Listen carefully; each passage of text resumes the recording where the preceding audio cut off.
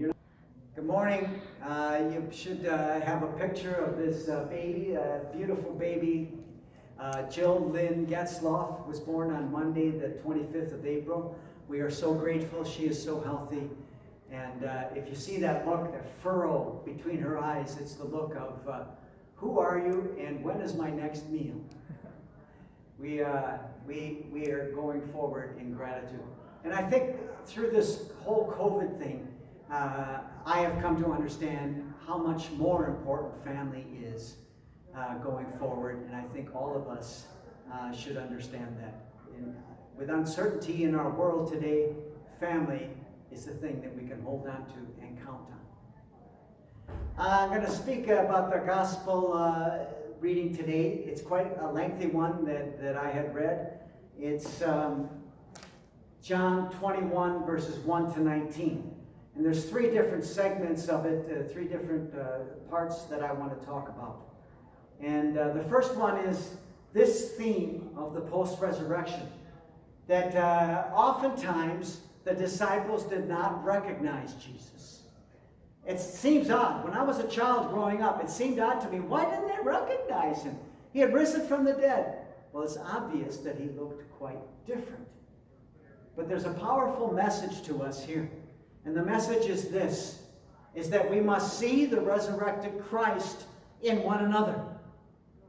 And we don't tend to do that. We might see the resurrected Christ in one another because we're all kind of the same. We worship the same, we're kind of the same color and the same background, and we live in the same country. But when people are from a different background and a different color and a different religion, it's not always so easy to see the resurrected Christ. But this is the powerful message, is that we see Christ in one another.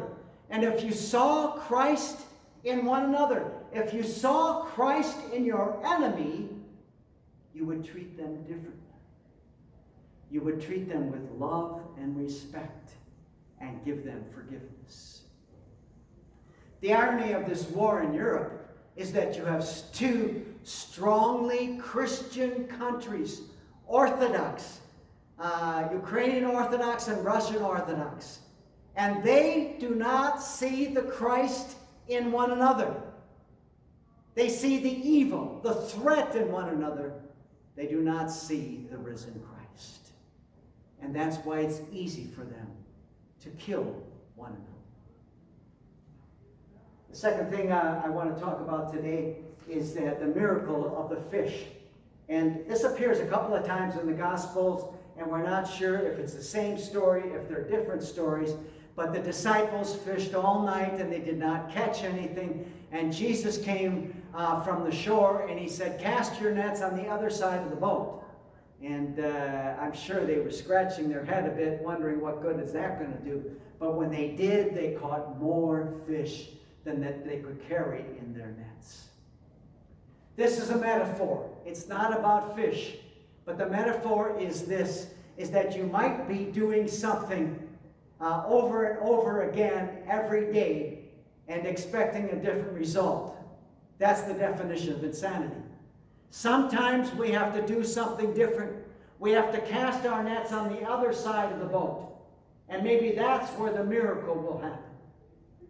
Those families that are broken, families that are estranged from one another, it is time to try something different, to see people differently, to understand your family differently, and to try to heal that family.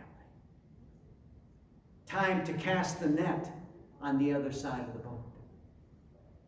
And the third thing I want to talk about is the exchange between Jesus and Peter.